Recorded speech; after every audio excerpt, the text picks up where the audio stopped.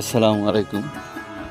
এই বাগমারা ব্রিজের নিচে বা সাইডে যে জায়গাগুলো আছে, এই জায়গাগুলো কারো রেকারি সম্পদ না। এই সম্পদগুলা সরকারি খাস জমি। এই জমিতে কেউ জায়গা কিনে বা কেউ বসত বাড়ি করতে পারবে না। সরকার চাইলে এখানে মেগা প্রজেক্ট করতে পারে।